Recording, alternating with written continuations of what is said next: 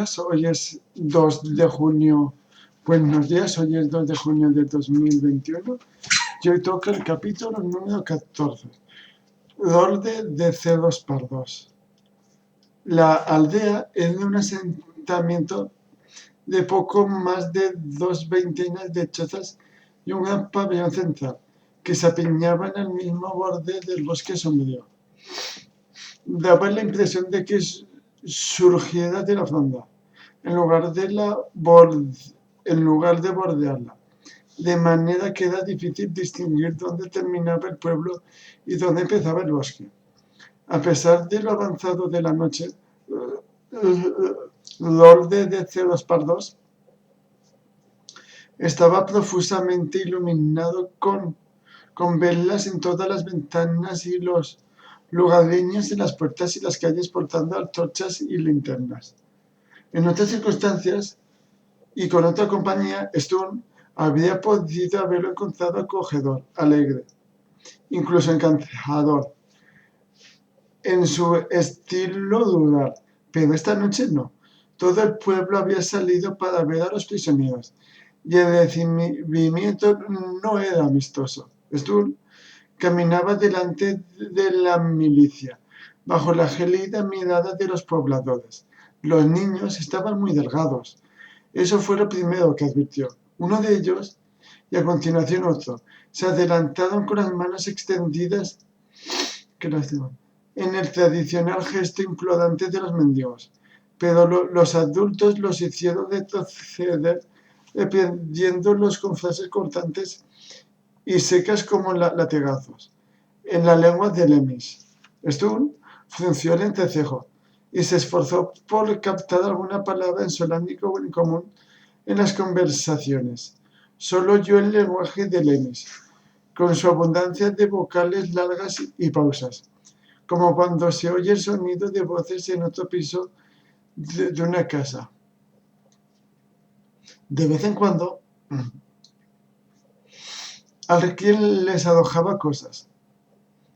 Baldo seco, estiércol, fruta podrida, salían volando de entre la muchedumbre y se iban a estrellar con el camino de tierra, pero había falta de entusiasmo en los ataques y ninguno de los proyectiles llegó lo bastante cerca para hacer blanco.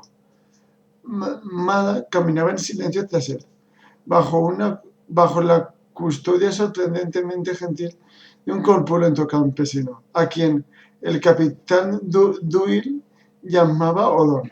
El propio Doyle escoltaba a Stone con cautela y firmeza, pero sin brusquedad. ¿Qué están diciendo, capitán?, preguntó el joven en más de una ocasión, pero Doyle no le respondió. Sus penetrantes ojos permanecían fijos al frente, donde una hoguera ardía en medio de la plaza. Al acercarse a la enorme lumbre, 2 de los guardias se separaron del grupo y condujeron a Bellota y a Luin al establo de la aldea. Stone lo siguió con la mirada hasta perderlos en la oscuridad. Donde quiera que estuviera el establo, la herrería tenía que encontrarse cerca. La vista al frente, ordenó el capitán Duin. ¿Qué demonios es lo que me miras tan embobado? La herrería, le puso Stone, mientras volvía los ojos hacia la plaza que tenía delante, donde la hoguera crepitaba y danzaba. Tengo un asunto que tratar con Weyland. Muy presuntuoso eres, chico, observó el capitán, dando por hecho que el asunto que tienes con nosotros se resolverá pronto. No más que vosotros, replicó Stone. Si unos niños escuálidos alojan fruta podrida a los visitantes, ¿Dónde conseguís manzanas en esta época del año, Capitán Dewey? Los dedos del guardia se cerraron con fuerza sobre su muñeca. Creo que hallará satisfacción a tu curiosidad con ella, contestó. ¿Te refieres a la duda? Preguntó el joven. Pero el capitán Dewey no respondió. Con un gesto habría podido interpretarse como cortés o burlón por igual. Condujo a Stu llamada a través de la plaza, hacia la hoguera, donde una docena de guardias rodeaba un trono de mimbre vacío. Stu estaba acostumbrado al aspecto y el ambiente del clásico pueblo rural de un libro de cuentos, ya que había pasado buena parte de su vida en las afueras de Solace, una localidad poco conocida por entonces, aunque se hizo famosa una década después, cuando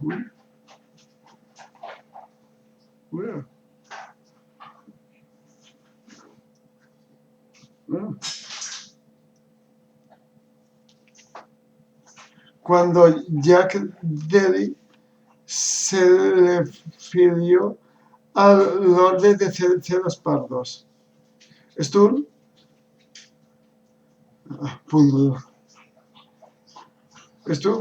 había imaginado una pequeña y acogedora aldea, con las casas de madera o de cañizo recubierto con argamasa de arcilla y yeso, los techos de balagua renovado y las cercas limpias y cuidadas. Pero Lemis era un país dejado y sus gentes no se sentían en absoluto avergonzadas por la tosquedad de sus viviendas. Las casas eran grandes y circulares, construidas con tablas de mimbre tejido y techadas con gruesas capas de paja húmeda. Una fina columna de humo salía por los agujeros abiertos en el centro de los tejados, lo que hizo suponer a Stu que las casas se caldeaban con una lumbre central. ¿Qué pasa, campeón? Al menos eso esperaba. Había oído comentar que la gente de Lemis vivía todavía en la edad de la oscuridad y que los hogares de sus dirigentes más poderosos no eran más que cuchitriles comparados con el nivel de vida solámnico. Pero lo que no esperaba era la plaza, el verdor y la floración que había en ella. En medio,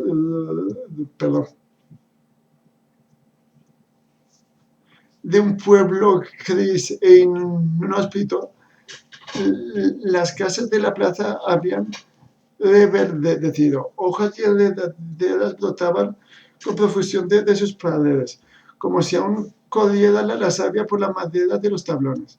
Allí, en medio de un bosque artificial, Sturm y Mada aguardaron la llegada de Ragnar, la druida. Apareció bajo un dosel de hojas y caminó sobre la alfombra de espliego y lilas que tres bellas muchachas iban sentando a su paso. La anciana iba muy encorvada, casi doblada en dos. Tenía el rostro arrugado y curtido como la cáscara de una nuez. Y el raro y blanco cabello estaba enmarañado. A Stone le recordó las esfinges marinas, esos peleles larguiruchos de tamaño natural, hechos con baba de madera, que abundaban en las costas de Cotas y Mitas, puestos allí para crear ilusiones desde lejos que los litorales estaban vigilados y defendidos. La anciana se dirigió con pasos vacilantes al trono de mimbre y, ayudada por las tres jovencitas, tomó asiento, al tiempo que dejaba escapar un largo y expresivo suspiro. Tan rápidas y silenciosas como pájaros, las muchachas se alejaron presurosas. Su piel olivácea se confundió con el verde del bosque y la titilante luz de las antorchas hasta que, con la distancia, Storm apenas pudo distinguir sus blancas vestimentas ondeando entre los árboles como espectros. ¿Qué me traes, capitán Doyle?, preguntó la druida, haciendo que la atención de Storm volviera rápida y súbitamente a la plaza, las luces y la espantosa y vieja criatura sentada en el trono de mimbre. A un solamnico, Lady Ragnell, contestó el capitán, y a su compañera, una elfa. Los calanestis son bienvenidos entre nosotros, dijo Ragnell. La muchacha es libre para ir y venir por el pueblo a su antojo. El guardia Odón se apartó de Mada con cortesía, casi con timidez. La doncella elfa se quedó en medio de la milicia y del codillo de chiquillos perdigueros, sin saber qué hacer o a dónde ir. Dirigió una mirada interrogante a Stur, que articuló en silencio una única palabra: vete. Casi a regañadientes,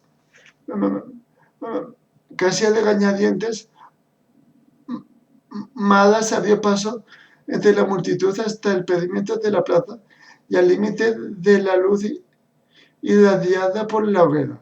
Allí se detuvo un momento y después se perdió en las sombras. Ya solas para enfrentarse a la druida, Stur se volvió inquieto hacia el trono de mimbre.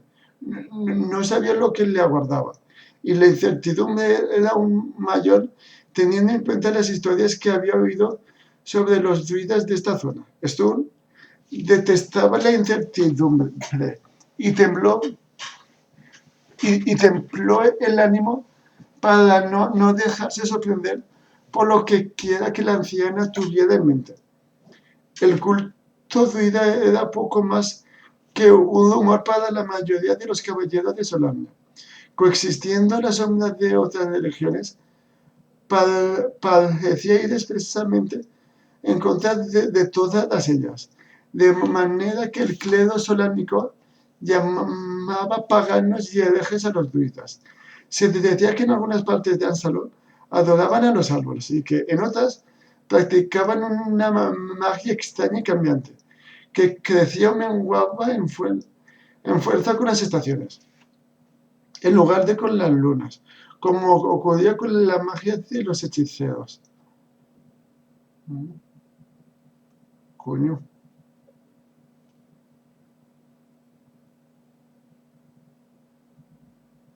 El muchacho había oído cosas más tenebrosas, pero allí de pie ante la hoguera de la aldea, apartó aquellas atemorizantes historias de su mente. Palpadeó con nerviosismo, mientras miraba a la anciana, nariz ganchuda, una pálida cicatriz que descendía serpenteante por su mejilla derecha. Solo los dioses sabían de dónde había ganado su título honorífico, y quizá en Lemis ni siquiera sabía las costumbres de las vidas. La tal Lady Ragnell, con sus arrugas y sus cicatrices, era, al parecer, la druida mayor, significara lo que significara eso. La gente de la aldea y los guardias la trataban con reverencia y respeto, del mismo modo que los caballeros tratarían a una mujer noble, pero también escuchaban con atención sus opiniones y seguían sus decretos. Ahora, Stur no tenía más alternativa que escuchar. La anciana se inclinó hacia adelante en el trono. Sus negros ojos relucían. Los solámnicos son considerados intrusos en esta región, muchacho. ¿O es que no lo sabías?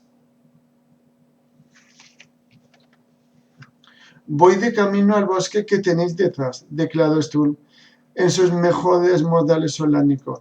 Dio un paso al frente y cuadró los hombros, reparando por primera vez en las hierbas y el vado que llevaba pegados desde la lucha en Edio.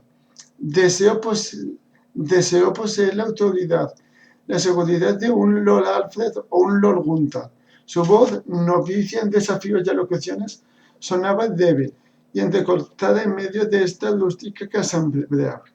Lagnel se encogió de hombros y entrelazó las manos, casi con delicadeza sobre su regazo. Durante un breve instante, más fugaz que el parpadeo de una llama, Stone imaginó cómo debía de haber sido su aspecto de joven. Tenía que haber sido impresionante, quizás incluso hermosa, pero desde entonces había transcurrido un siglo y poco a poco se había aislado en el bosque, fundiéndose con él, tornándose en nudos y albordea. Tú no vas a ninguna parte, chico, le explicó. En su voz no había amenaza ni antipatía. Te quedas aquí hasta que dilucidemos tu enigma. Hasta entonces, hay un sitio para ti en la casa de Donda, en un cuarto que hemos preparado para tu visita.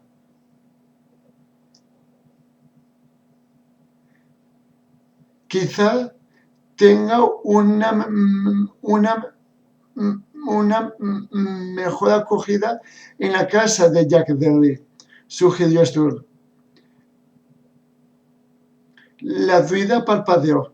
Cuando Jack Dudley se marchó de aquí, las hojas y la nieve cubrieron el camino tras él, dijo. No hubo un cazador en todo Lemis que fuera capaz de rastrearlo cuando partió, y ninguno de los que están a mi servicio querían hacerlo. Stone tragó saliva con dificultad y apartó los ojos de la faz angulosa de la druida. Han pasado años desde entonces, continuó. No sé nada de Jack Derry. Traidor, pensó enfurecido Stur, notando que ese ímpetu juvenil, notando que la sangre se le agolpaba en las mejillas. Abrió la boca para decir algo, pero no encontró palabras. Sin embargo, conozco tu orden, siguió Dagnell, y conozco la historia. Ninguna de las dos te dan una buena recomendación. Nuestro país sigue enemistado con el tuyo y nuestra gente no tiene buena opinión de la orden. Lo que no significa que quiera hacer daño alguno, le explicó esto. Pero sí que es más probable que quieras perjudicarnos que favorecernos, contestó la druida mientras se reclinaba en el trono y miraba fijamente al fuego, como si estuviera adivinando el futuro o recordando el pasado. Siempre ha sido así, continuó con voz queda.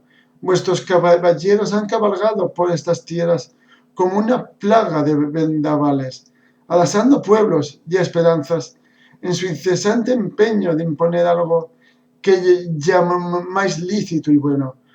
Pero hubo un tiempo, hace solo unos pocos años, en que la amenaza de vuestra justicia fue válida, casi volada. ¿La rebelión? Preguntó Stu, recordando su ida a través del nevado paso montañoso al cuidado de Sodenbardis. Nosotros la llamamos la protesta, respondió Dagnell con solemnidad. Cuando las gentes de Lemis, Southland y Solania se alzaron contra una orden intransigente y hipócrita. Hizo una pausa y esbozó una sonrisa que reveló una dentadura mellada. También mis fuerzas y yo les molimos los lomos a vuestros jinetes, proclamó. Soy Dagnell de los asedios. ¿Sabes? Me temo que en nuestra historia No le coge ese nombre, contestó Sturm titubeante, discretamente. La vieja bruja se echó a reír y agitó la salmentosa mano en el aire lleno de humo, como si valiera de un plumazo tanto su historia solánica como sus palabras. El alcázar de Bilgar cayó bajo mis tapas, como también los castillos Brisbane, Dicaela y Joknan. Pero fue la caída del alcázar de Bilgar lo que me dio ese nombre. Aturdido, Stur se quedó boquiabierto, mirando a la vieja que seguía soltando risitas cascadas. En un gesto automático, llevó su mano al cinto, pero sintió un fuerte dolor en el hombro y su brazo colgó insensible junto a su costado. Tampoco importaba mucho, pensó con amargura Sturm, mientras recobraba el dominio de sí mismo y su mirada se centraba con la de la mujer sentada ante él, porque al fin y al cabo su espalda estaba rota, envuelta en una manta sobre la silla de Louis. Deseó tener a mano una daga, un garrote, veneno, cualquier cosa para acabar con la vida del ser monstruoso que estaba sentado frente a él, focilándose. Porque esta era la vida de quien había hablado Lord Stefan Pérez aquel día, en la torre del sumo sacerdote. Esta era la mujer que había puesto sitio al castillo Bridblade, la mujer que, si la más tenebrosa hipótesis era cierta, había matado a su padre. Mada deambuló por las oscuras y embarradas callejas. Los ruidos de la asamblea quedaron atrás y fueron reemplazados por un extraño y expectante silencio. Solo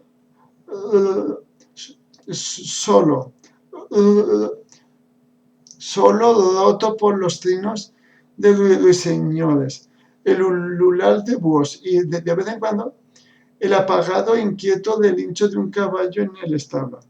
Siguió este sonido hasta una cuadra, en las afueras del pueblo. Louis estaba allí, en efecto, y a su lado se encontraba Bellota, tranquila al disponer de paja y refugio. Durante un instante, Mada vaciló, parada ante los animales, tentada con la idea de darse a la fuga. Silvanos estaba a unos 15 días de cabalgada tranquila desde el orden de Cerros Pardos, y al lomo de un caballo saludable podía encontrarse al pie de la Torre de las Estrellas al cabo de 10 días. Pero había que pensar en Ciren, que se había escabullido a la primera señal de dificultades y que sin duda estaba rondando por la cercana llanura, haciendo su tela, lamentando su captura y sobresaltándose por cualquier ruido de la noche. Hasta que no lo encontrara, no podía plantearse la huida. Además estaba Sturm Brisbane. Era un patoso, sí, y su estúpido concepto del honor le había costado a ella años de espera. El encuentro con el ser amado, y casi la vida en medio vingar. Pero el honor, aunque sea el de un necio, no deja de ser honor. Fueran cuales fueran los desastres a los que Sturm se había expuesto, lo había hecho con la mejor intención. Allí, en el establo Kioliaeno, Mada apoyó la cara en el cálido flanco de la pequeña yegua de Jack Dede. Bellota le sopló adormilada, pensando sin duda en un bien merecido sueño después de una bien merecida cena.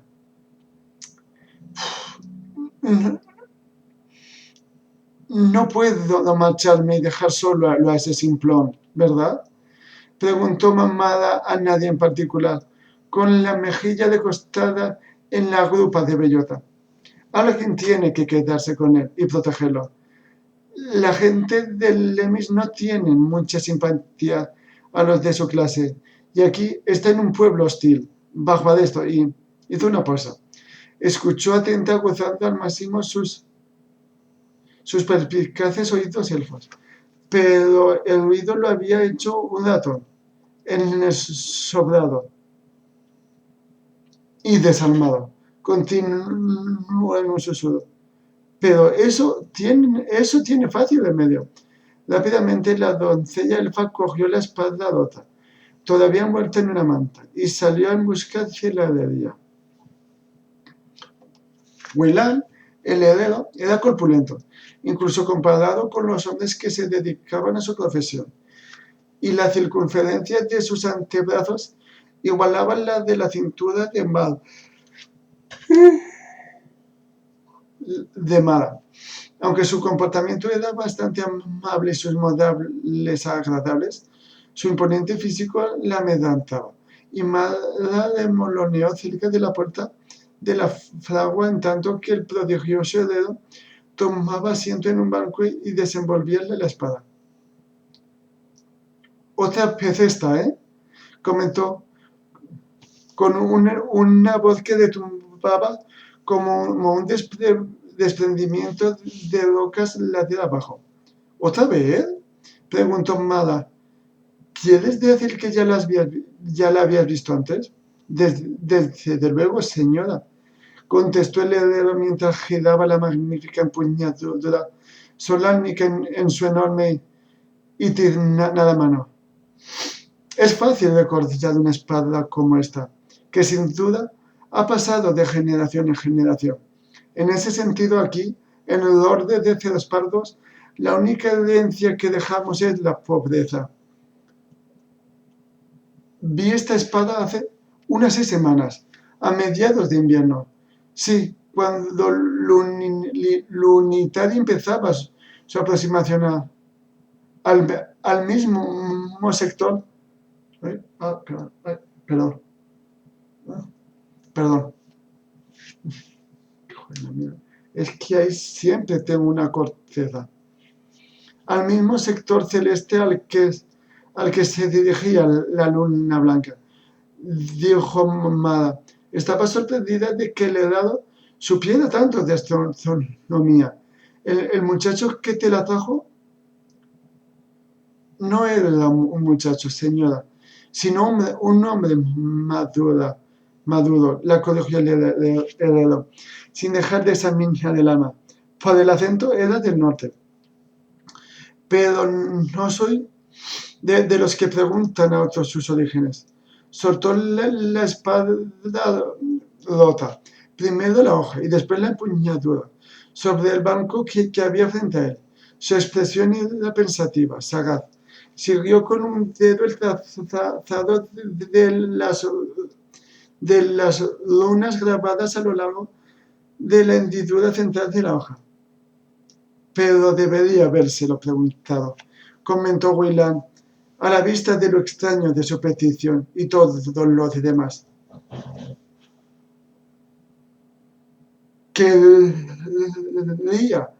Quería que hendiera el acero. ¿Hendirlo? Una hendidura del grosor de un cabello. Un punto de tensión en el metal. Repuso el heredero mientras gesticulaba con una de sus enormes manos. Podía haberlo seguido, enumerando los múltiples modos en que podía hacerse defectuosa una hoja de acero. Sin embargo, aunque sabía cómo llevarlo a cabo, no se sentía inclinado a ello. Una mueca de desprecio y asco curvó la comisura de sus labios y escupió sin el menor reparo en el horno.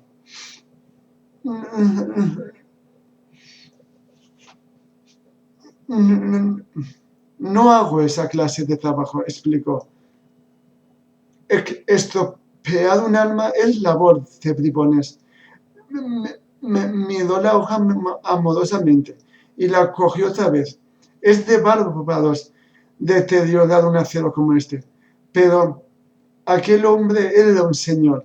Montaba un estupendo corcel negro y iba acompañado por un sirviente que también iba a caballo, de manera que te hacía pensar que iban en alguna comitiva por el país, que quería que estropeara la espada, que le hendiera de tal forma que se rompiera sin posibilidad de reparación, que se quebrara como si fuera la porcelana, en un montón de pedazos, que no volviera a poderse encajar entre sí. ¿Su nombre? Preguntó Mada. Oh, eso no puedo decírtelo, señora. Nunca lo mencionó. Ni siquiera volvimos a hablar, después de que me negué a complacerlo. Se limitó a montar en su caballo y se marchó del pueblo, muy ofendido, diciendo que podía encontrar a otro que haría el trabajo mejor. Me pregunté entonces por qué había viajado tan al sur, buscando a un heredero, si había uno tan bueno en su propia tierra. Huila estrechó los ojos y examinó el filo de la hoja, pero creo que no lo consiguió.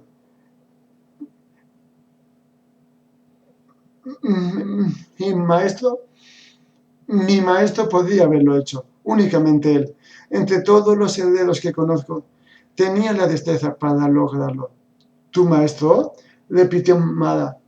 El aplomo en la seguridad del hombre que tenía ante ella no apuntaba a la posibilidad de que tuviera un maestro.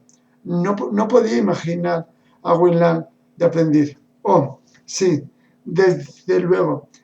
Era solámnico y oía voces de señor metal, pero era tan contrario a la traición como yo. Y era él, el único heredero, aparte de mí, capaz de causar o arreglar lo que ves ante ti. Mada le dirigió una mirada interrogante y Weyland asintió con la cabeza. Sí, puedo arreglar esta espada, señora, y lo haré con mucho gusto. Gracias, susurró Mada. Ahora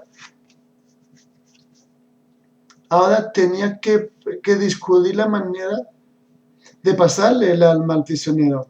Se despidió del heredero con una breve y rápida inclinación de cabeza. Salió de la forja, giró la esquina y corrió de regreso al establo. Entre las cosas que llevaba el enorme paquete que Stuna había cargado sobre su espalda, la mayor parte del viaje iban escondidos un arco y flechas. En el paquete se hallaba abierto sobre 2 balas de paja. Mada había jurado por su vida que estaba envuelto y atado cuando había cogido la espada y salido del establo. Pero el edificio se encontraba a oscuras y ella había actuado con precipitación. Sin duda la memoria le fallaba y estaba equivocada. Fuera como fuese, ahora se hallaba abierto. Sus pertenencias estaban desparramadas bajo la tenue luz de luna que se colaba en el establo. Un arpa de bronce y 3 flautines, 2 túnicas y una bolsita en la que guardaba una colección infantil de conchas de bronce, el broche Ceciren y el anillo con el sello del dragón verde de la familia Calamón. El arco no aparecía por ninguna parte. Se arrodilló sobre la manta y rebuscó entre sus tesoros y la bala de paja con creciente inquietud. ¿Es esto lo que buscas, señora?, preguntó una voz ronca a sus espaldas.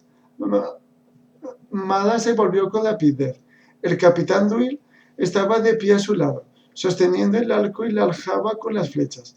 Lo acompañaba el corpulento guardia Odón, en cuyo rostro se advertía una cierta decepción. Oh, sentimos haber encontrado este arsenal, comentó el capitán con una sonrisa torcida. Y aún sentimos más el que haya regresado a recuperar tus almas, abusando de la buena voluntad y la confianza de Ragnell la druida. Supongo que tu siguiente paso era marcharte. No,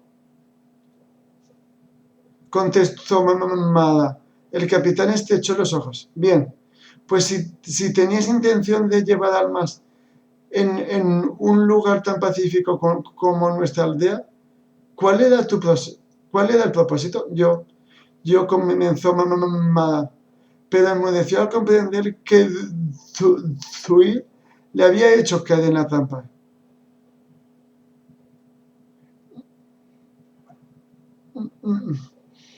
No veo otra opción que disponer de un cuarto para ti también en la casa de Donda, dijo despacio el capitán mientras Odón avanzaba hacia ella, con la manaza extendida. La libertad de moverte por los de cerdos pardos era un privilegio concedido gustosamente por Dagner. Pero tú has demostrado ser más solánica que Calanesti. La escoltaron por las calles y pasaron ante la herrería. Julián tapaba con su colpachón el vano, el vano, interceptando la luz de la forja que ardía a sus espaldas. Lo siguió con la mirada mientras la conducían hacia la casa de Donda y a la celda adyacente a la de estado solánico. Julián sacudió la cabeza, absorto en ideas lejanas y sombrías. Luego se dio media vuelta y entró en la forja, cerrando la puerta tras de sí. Recogió la larga hoja de acero que estaba en el banco, reluciente con destellos plateados y rojos a la luz del fuego. De no haber estado soplando con el ruidoso fuelle, habría oído pasar a alguien más, ya a altas horas de la noche, cuando la gente de la aldea se había retirado a sus chozas circulares con el lecho de paja.